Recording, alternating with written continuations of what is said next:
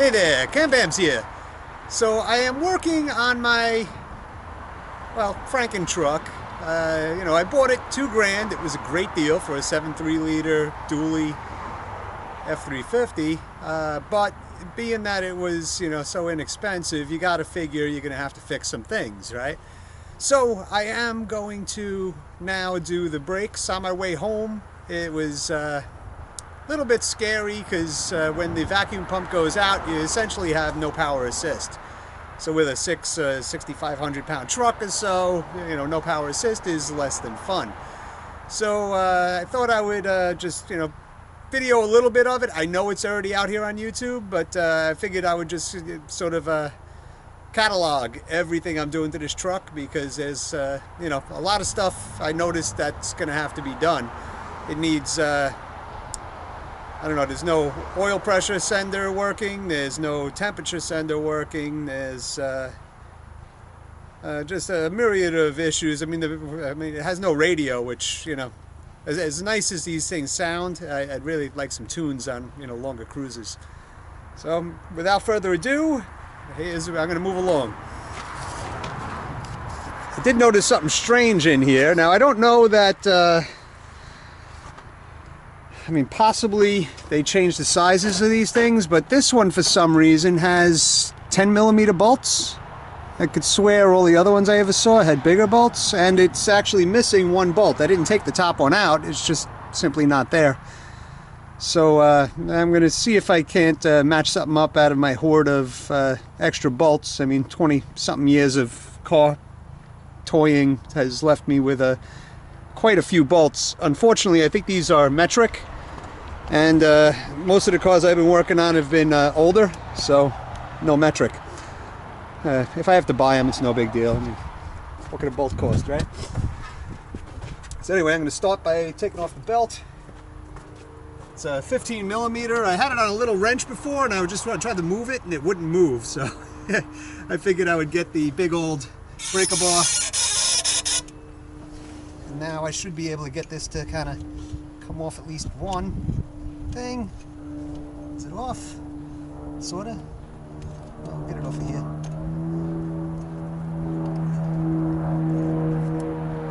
There we go.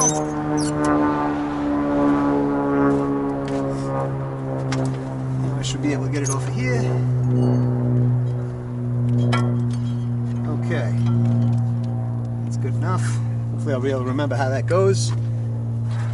And then these are 10mm.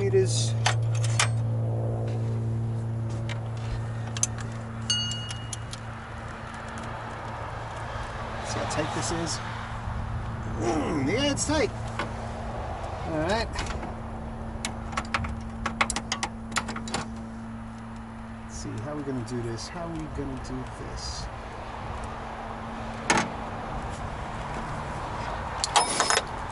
I don't think I can get a socket on there.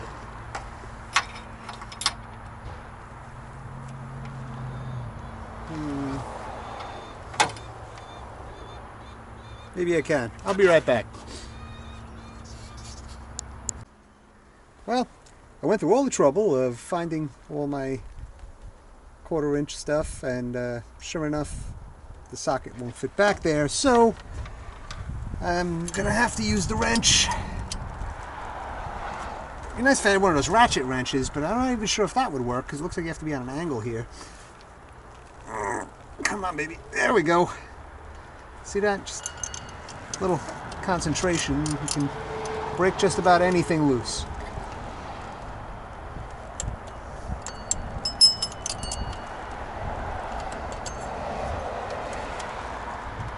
It would be nice if this were bigger bolts because then you get bigger wrench.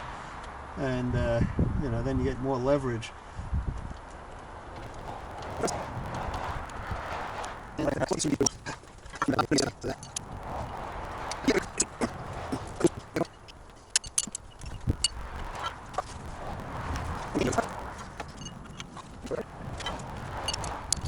Alright, anyway, you get the idea. I'm going to come back when I get this stupid thing off. Alright, so now I pulled the thing off, and these obviously aren't the right bolts. I mean, you can't even get them out without taking the pulley off. Yeah, maybe that's how it's supposed to be, but I think that somebody probably lost all the bolts and then just stuck in what they could find, which I mean, not the worst thing in the world, but and then I got to take this pulley off of here, which means I'm going to have to change my things. I think the last time I used this was on a big damper, so I have it on the long side, and I got to make it on the short side. Let me do that and I'll be back. Alright, so I got the air pump off finally, and now it's, you know, I got the pulley on here, and let's see how hard it is to pull this thing off. So here they get pretty rusted on. Yeah, it's tight. Really hope I don't break it, because when I ordered the thing, I didn't order the pulley because they wanted like another 40 bucks or something like that for the pulley, and it was, I don't know. Maybe there's a better deal somewhere. Napa isn't near me, but they still wanted a lot of money.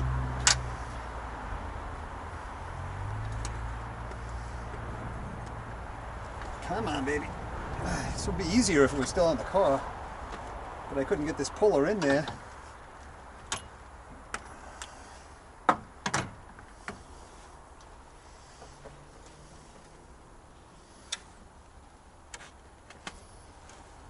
I think we just get a little more pressure on it. Maybe give it a whack or two.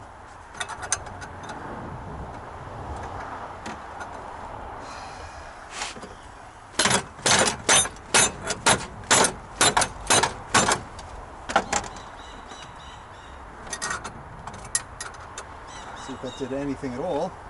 Nope. Come on, baby. Turn. Oh, jeez.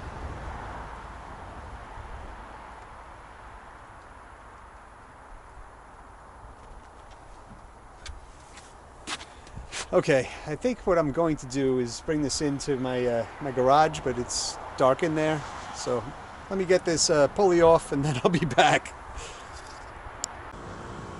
Okay, so, you know, somebody else on YouTube had said you should just buy a new one of these because they'll be rusty and nasty, but this one is fine. And made in China, surprisingly enough, it's still fine. But now to get this thing back on the new one, it is a pressure fitting. So I think if I can find a bolt that's that size, I might be able to hold the pulley and tighten the bolt. I'll make sure to grease this up pretty good, and then it'll suck back down on there. Oh yeah, this sounds a lot different than the old one. It's got a lot more chooch to it. So I don't want to hammer it on, because I think if you hammer it on, you'll just ruin the thing in here. So I don't know. I was thinking about using heat, but then I'm afraid if I put too much heat on here, then well, actually looking at this, let me look at this a little bit better. It looks like it's a sealed bearing. Probably be okay. Should we try some heat? Let's do it. Be right back. Okay, now this will be the first time I'm ever using this. Somebody left it in one of the vehicles I picked up. But it should work, I think.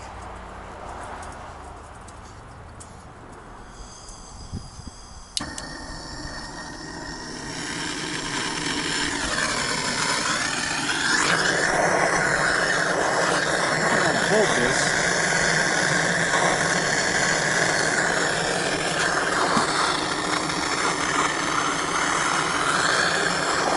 Just getting my ice grips, because I'm not going to want to hold this thing when it's hot.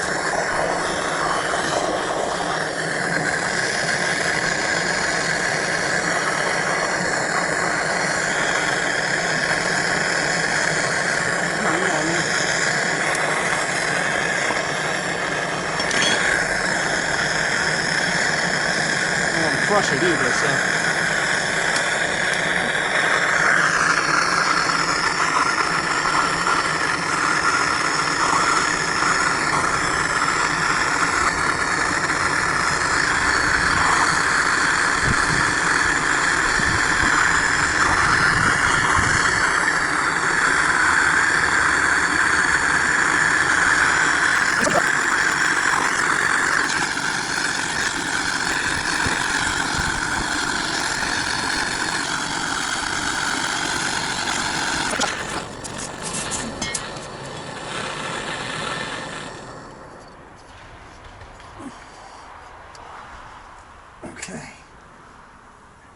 see if this will go on here. Oh yeah, fell right on.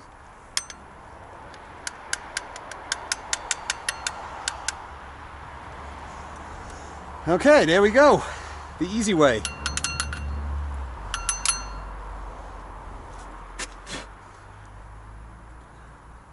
So, as you can see, it went on. It might have gone on a millimeter or two further than it normally does, but it's not pushing in the back or anything like that, so I think it's going to be just fine.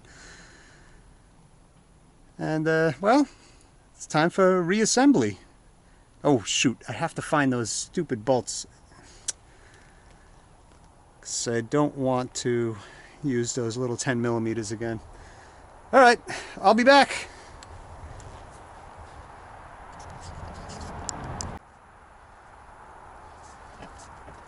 It was taking forever to cool off, so I figure use the cold to my advantage. Got snow all over the place, so might as well cool it down quick.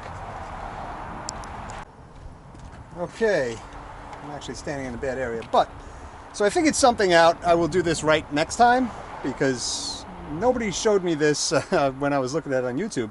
But where the pulley is, you can sort of sneak bolts by over here and over here, but over here it's too tight. So you actually have to, what I did was cut this bolt really short. I mean, at least to be a bolt in there. It's gonna have about 4 threads. So that should be good enough. I mean, if this was a part that really got yanked on, I would, you know, pull the pulley back off, but I think this will be just fine. These are decent bolts and they will work to hold this thing in place. And well, that's that. Basically, put the bolts in before you put the pulley on. That's my my tip of the day. Okay, a little more that way maybe. So it turns out I thought they were 14 millimeter. They're 13, which means instead of 9/16, I'm using ½ inch. I'm not fighting against metric, I just have more SAE tools. And they're easier to find. From all the cars I've had through the years, I mean, I had, what was it, 17 cars before I met my wife, and I met my wife when I was 18, so there's that. I've always been a car guy, always will be a car guy. And this thing is going to make me very happy, because the only reason I really got this truck, I mean, partially is because I want to mount a plow on the front of it to do this big driveway. But the other reason is I need to go and pick up this motor for my Trans Am. It's been sitting for 10 years waiting for somebody to put it into my 67 Camaro. You know, I think I mentioned before, I've given up on that idea.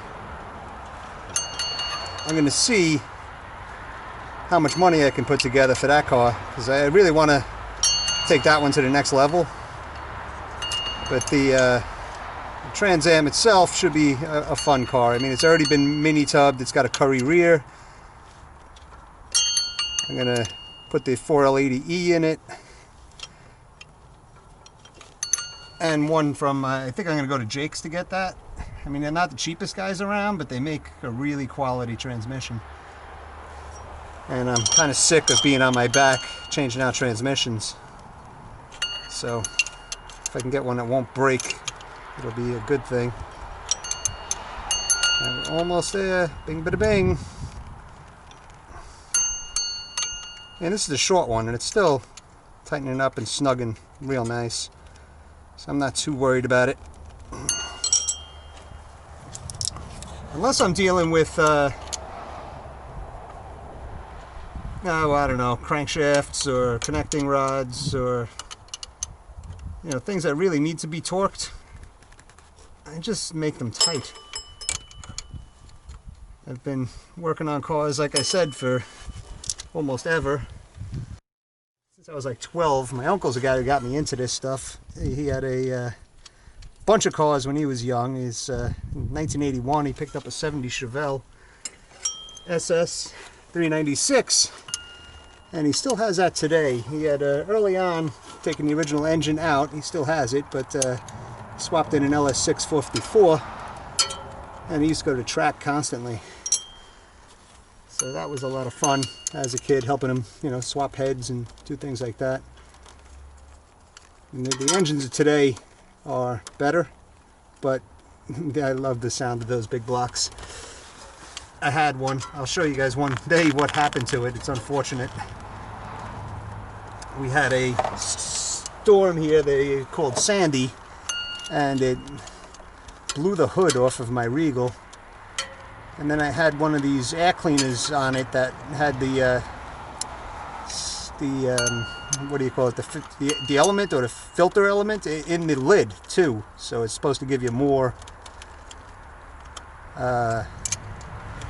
airflow, which was a great idea. What I didn't think of is when the hood got blown off, all the water from the rain came pouring into the engine. Now at that point, a tree had fallen on my house and there was all sorts of craziness to deal with, so I ran back there, I looked real quick, I said, oh God, there's the hood. I put it back on, and I forgot about it. By the time I got around to it, the engine had been sitting with water for so long that the cylinders were basically caked with rust. And I mean, that was a nice engine, 468, pushing almost 700 horsepower to the wheels. But it was a pain in the neck, so the solid roller. So you had to get up there and mess with the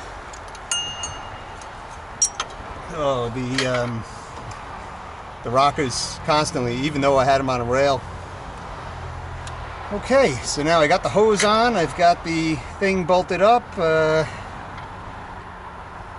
think now I really just have to put the belt back on again. Let's see if I can remember how this goes. I think I remember, sort of. I think it goes over here, and then under there, and then we'll lift this up to give us some extra room so I can get around this power steering pump here. Okay, that's good. And then this has to go under here and then above.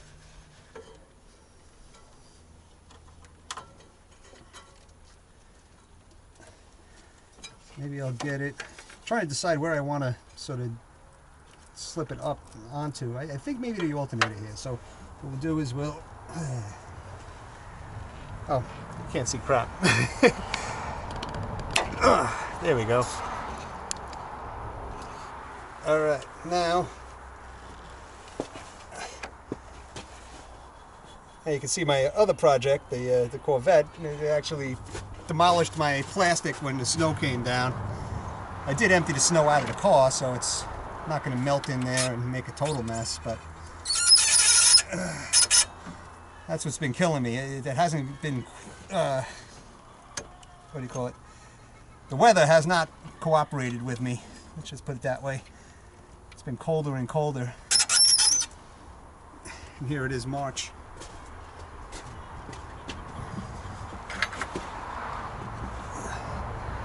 Alright, so we've got the belt on,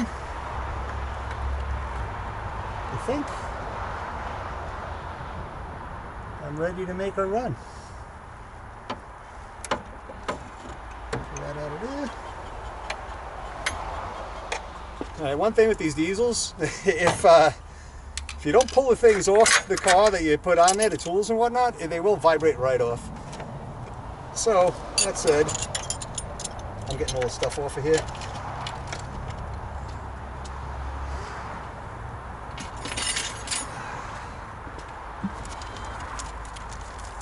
I got an extra metric bolt because they sold them in pairs.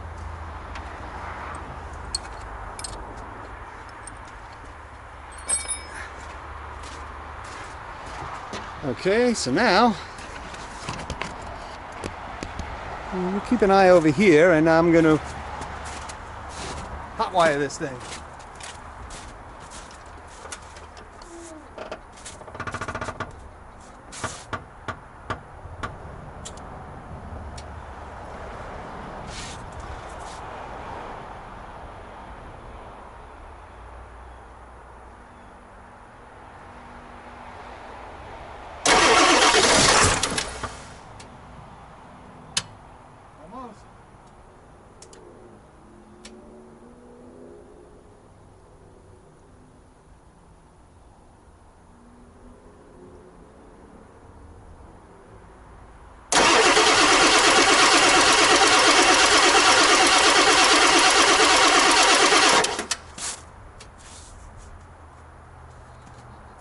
What's all that smoke? Did I futz with something up there? Ah, jeez.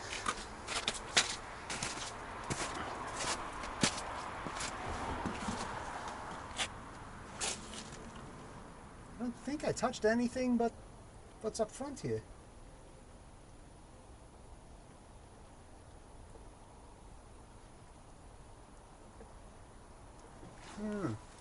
Let me try it one more time.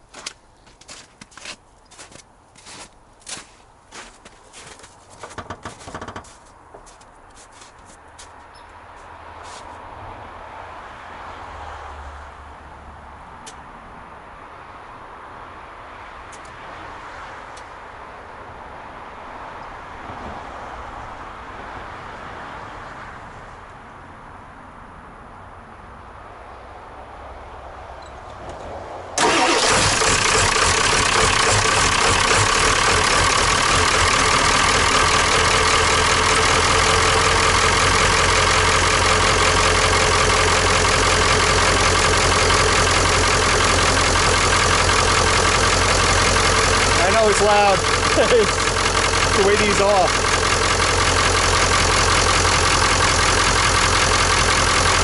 I'm going to check real quick and just see if I have brakes.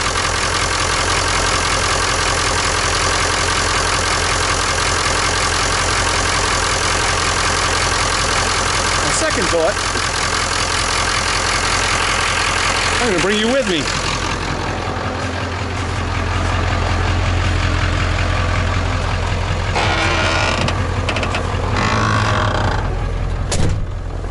Okay, so the interesting thing here is on the left-hand side here, we've got our oil pressure and our temperature. Neither one of those read anything. The voltage isn't reading anything, but I haven't drained my batteries down, and I think that maybe when they put this cluster in, they didn't connect things correctly. At least the tach works.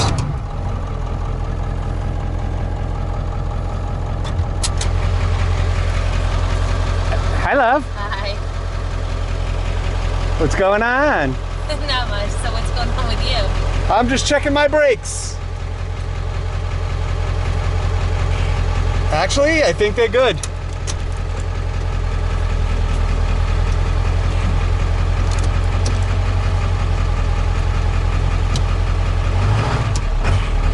Yep, brakes are good. Repair number 1 of, oh Lord knows. Oh, the wife is here. I better say it's a cherry, honey. It's cherry. No worries. You got another project, huh? Me? Projects? No.